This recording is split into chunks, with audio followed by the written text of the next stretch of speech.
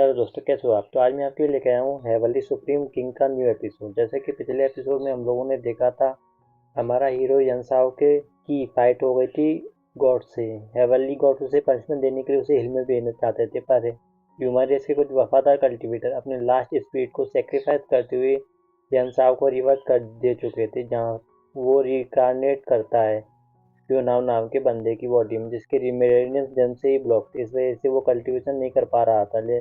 लोग उसे कचरा समझकर उसकी फैमिली को बुली करते थे, जहाँ तक कि उसने कर्जन और उसके अंकल उसके पास मौजूद मार्शल आर्ट स्कूल को हड़पने के लिए उसे जान से मारने का प्लान कर बनाते हैं। पर यून साहब की बॉडी में जब सोल स्टोन की पावर एब्जॉर्ब करते हुए अपने मेंट को हील करके अपनी कल्टीवेशन को इंक्रीज कर लेता है। इसकी फाइट तो उसके कर्जन ब्रदर यून फैन से भी हो जाती है, लेकिन कमजोर होने की वजह से उससे हारने वाला था। पर उसकी फियोन्सी लिन पे आकर उसे बचा लेती है, जहाँ उसकी फादर अपने बेटे की कल्टीवेशन से बहुत ज़्यादा खुश थे, जिसे इम्प्रूव करने के लिए वो उसे मेडिसिन लेने के लिए भेज देते हैं। इस पार्ट की स्टार्टिंग में हम दिखाते हैं कि बादम पैलेस के तरफ आगे बढ़ते हुए हमारा हीरो पूछ रहा था क्या मास्टर चू सच में इतने ज़्यादा अच्छे अल्केमिस्ट हैं कि उनकी दवाई से हर कोई ठीक हो जाता है।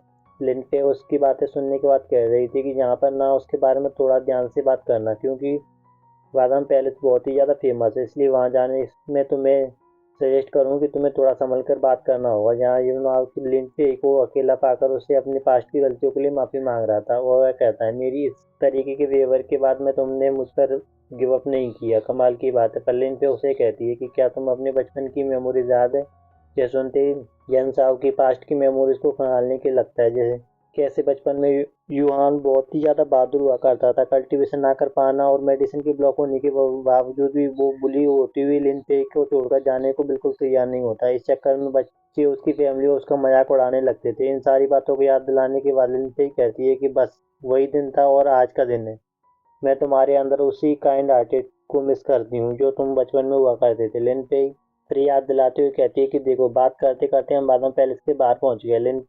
लिन पे फिर कहती है कि मास्टर चू के साथ अच्छे से बिहेव करना, जल्दबाजी में कोई भी कदम मत उठाना। तुम्हारे फादर ने बहुत मेहनत की है। तभी मेन गेट पर उन्हें रिसीव करने के लिए वहां पर एक सर्वेंट आ जाता है, जो कि उन्हें हॉल की तरफ ले जाने लगता है।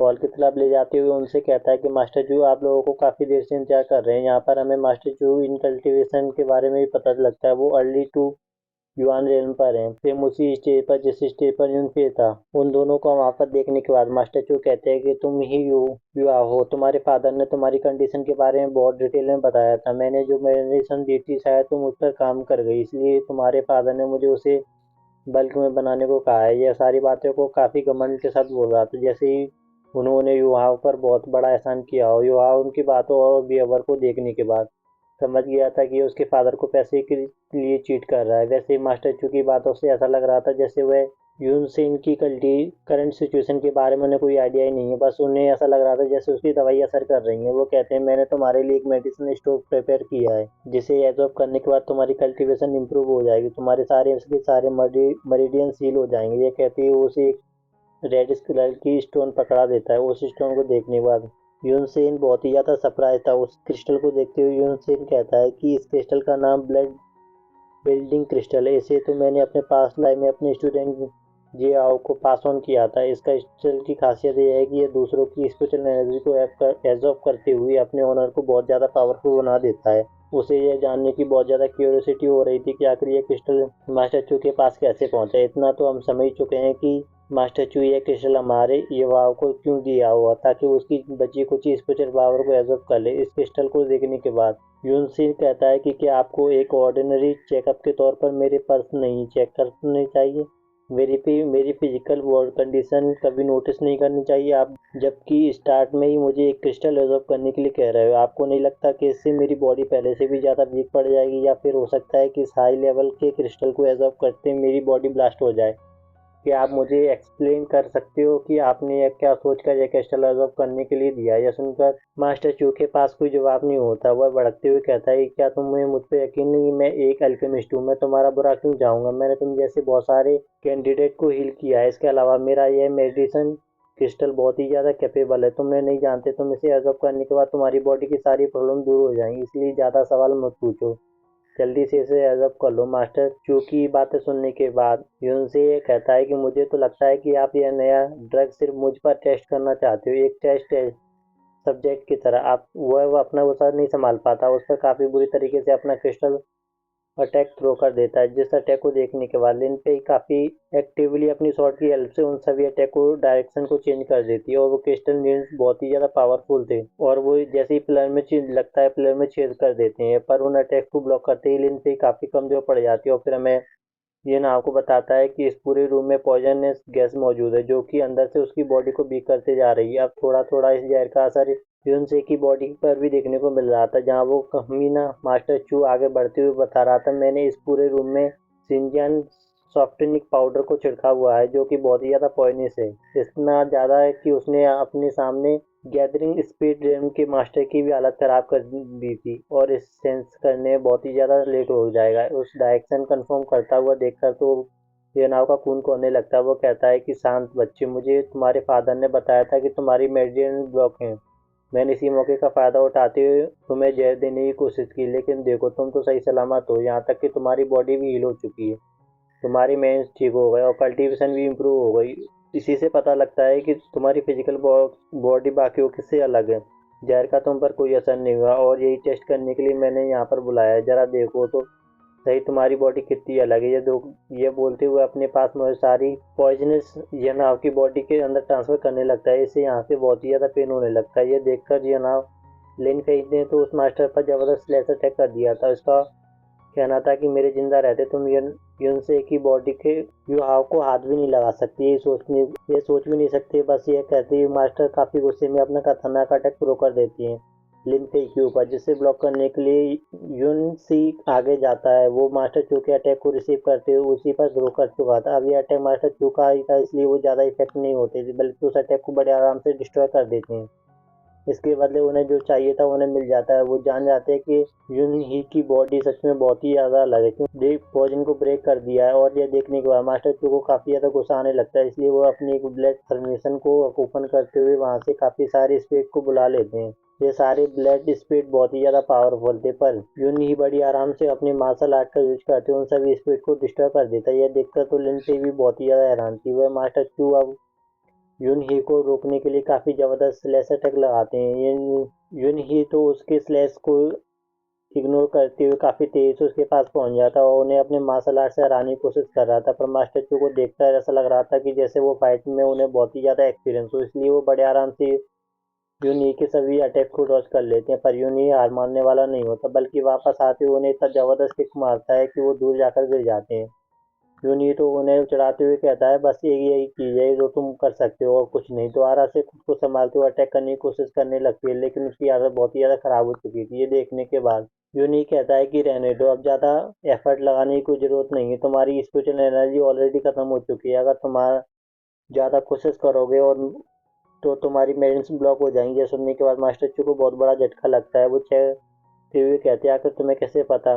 उनके पास आते हुए कहता है कि मैंने आते ही नोटिस कर लिया था कि तुम बहुत ज़्यादा जल्दबाजी में थे। इसके अलावा जब से तुम्हें पता लगा है कि मैंने अपने ब्लॉक मेरिन्स को हील किया है, तुम यह जानने के लिए उत्सुक हो गए कि मैंने कैसे हील किया है। और तुम्हारी सांसें भी पता लगता है कि तुमने काफ़ी सालों से कल्टीवेशन प्रैक्टिस नहीं की है, तुम बस शो ऑफ कर रहे थे कि तुम्हारे पास कल्टीवेशन स्किल है। असल में तुम सालों पहले तुम्हारी बहुत सारी मेरिन्स ब्लॉक हो चुकी हैं। ये बोलने के बाद वो उसके दो चार प्रेशर पॉइंट पर प्रेस करता है, इससे कि मास्टर को काफ़ी अच्छा लग रहा था। यहाँ की स्टिक की वजह से मास्टर क्यों समझ जाते हैं कि शायद यूनी को पता है कि मेंस को अनलॉक कैसे किया जाता है। वो कहते हैं कि अगर तुम मेरी हेल्प करो तो तुम जो मांगोगे वो मैं, और जो तुम पूछोगे मैं तुम्हें सब कुछ बताऊंगा। यूनी ही कहता है कि मेरे पास एक रास्ता है, इसके अलावा जो तुम मुझे बता सकते हो वो ये है कि तुम्हें वो ब्लड बेंडिंग क्रिस्टल कहाँ से मिला। ये सुनने के बाद मास्टर चू कहते हैं कि मुझे नहीं पता, वो मेरे मास्टर को ढूंढते हुए मिला था, वो भी एंशियंट टॉम के पास। ऐसा लगता है, ऐसा कहा जाता है कि वहाँ पर एक फेयरलेस मास्टर की कब्र है, जहाँ पर उन्होंने काफ़ी सारे एंशियंट ट्रेजर को छुपा रखा है और उसी में से एक ही है। इसलिए हर कोई यहाँ जाकर खोजबीन करता है ताकि उसी स्ट्रेंथ को इम्प्रूव कर सके। अब तक यहाँ उनसे बातें करने के बाद सारी गुत्थी सुलझ थी। वो कहता है कि शायद मेरा वो सेवन एवरली स्वॉर्ड टूट कर यहीं गिरा होगा, और जिस फेयरलेस मास्टर की भी अब लोग बात करें, शायद वो मेरा डिसाइपल चांग याओ है और उसने मेरे दिए गए सारे ट्रेजर को संभाल कर रखा है। शायद मेरे नक्शे कदम पर चलने की वजह से वो भी एम्पायर्स के जरिए डिस्टर्ब हो गया होगा। इसका मतलब यह है कि मुझे जल्द से जल्द उसे एशियन टॉम के पास पहुंचना होगा। क्या पता मुझे वहां पर अपने शॉर्ट से रिलेटेड कोई क्लू मिल जाए। यहाँ तक अब तक मास्टर चू की हालत बहुत ही ज़्यादा ख़राब हो चुकी थी। वो कहते हैं कि अगर आपके पास कोई रास्ता है तो प्लीज़ मुझे बताइए, मेरी कंडीशन बहुत ही ज़्यादा ख़राब है, ऐसा ना हो कि मैं जल्दी ही मर जाऊँ। ये सुनने के बाद तो यहाँ अपने पास से एक स्क्रिप्चर निकाल कर उनमें से कुछ मेडिसिन लिख देता है और साथ ही एक रेसिपी भी उन्हें उसे मास्टर चू को थ्रो करते हुए कहता है कि इसमें लिखी रेसिपी के हिसाब से यूनान रेसिपी को तैयार करना। जितनी मेडिसिन लिखे उतने ही और जितने हर्ब लिखे उतने ही अमाउंट में डालकर इसे बनाना। ये बोलकर वो वहाँ से जाने की तैयारी कर रहा था, पर मास्टर चू कहते हैं कि मास्टर आखिर कितने दिन में मैं ठीक हो जाऊंगा और कितनी रेसिपीज लगेंगी मुझे ठीक करने की। यूनाव कहता है कि जब तक तुम वफादार रहोगे तब तक ये तुम्हारी वफादारी पर डिपेंड करता है। वो तो कह रहा था कि बिल्कुल जैसा आप कहोगे मैं वैसा ही करूँगा, बस आप मुझे जल्दी से जल्दी ठीक कर दिए। यून ही कहता है कि ठीक है, पहली वफादार पूरी करने के लिए जो रेसिपी तुम्हें बताई है उसे सेल करनी शुरू करो और 28 पर मुझे देना। इसके अलावा कल 28% मुझे देना, पर इसके अलावा कल सुबह 4 लाख स्पीड स्टोन मेरे मार्शल आर्ट स्कूल में पहुंच जाने चाहिए। साथ ही ये जो रेसिपी मैंने तुम्हें बताई है इसे 1 महीने तक कंटिन्यू रखना, ना तुम्हारी बॉडी पूरी तरीके से रिकवर हो जाएगी। ये बोलने के बाद वह वहां से चला जाता है और मास्टर चू को देखकर ऐसा लग रहा था जैसे वह सोच में पड़ गए कि योनाओ को फॉलो करने वाले हैं। इसके बाद हमें एक मिस्टीरियस सा पैलेस दिखता है जहाँ पर एक बंदा फायर के साथ एक अजीब सी सेरेमनी कर रहा होता है। इस बंदे का नाम डेडवुड था, जो कि सी ट्रांसफॉर्मेशन लेवल की पीक पर मौजूद था। वो वहाँ पर किसी तरीके का रिचुअल करते हुए पता लगाता देता है कि कोई एंशियंट ह्यूमन रिवर्स ले चुका है। वो वहाँ पर गॉड जोसू को बुलाते हुए कहता है कि माई लॉर्ड, मैंने महसूस किया है यहाँ पर एक एंशियंट ह्यूमन जन्म ले चुका है। गॉड कहते हैं कि वो किसी भी एंशियंट ह्यूमन को रिवर्स लेने से नहीं रोक सकते। शायद कोई ऐसा होगा जो जाल तोड़कर किसी मछली की तरह बाहर निकल आया होगा। लॉर्ड जोसू इस बंदे से कहते हैं कि अपनी पावर की हेल्प से उसे इंसान की आइडेंटिटी का पता लगाओ, साथ ही अगर उसके लिए तुम्हें जितने भी मास्टर की जरूरत पड़े उन सभी को हेल्प के लिए उसे जिंदा मरवा दो, इससे पहले कि वह हमारे रास्ते का कांटा बने। उसे उगने से पहले ही जड़ से उखाड़ कर फेंक दो। यून मैं द्वारा से जियाओ जैसा विद्रोही को बर्दाश्त नहीं कर सकता। ये वाटर मिलने के बाद वह डेडपुल ऐसा ही करने वाला था। इसी सीन के साथ ये हमारा एपिसोड खत्म हो जाता है। आपको यह मेरी एक्सप्लेनेशन कैसी लगी कमेंट करके और एक लाइक करके मेरे चैनल को सब्सक्राइब करके जरूर बताएं। मैं मिलता हूँ आपसे अगली वीडियो में, तो उसके लिए टाटा बाय बाय।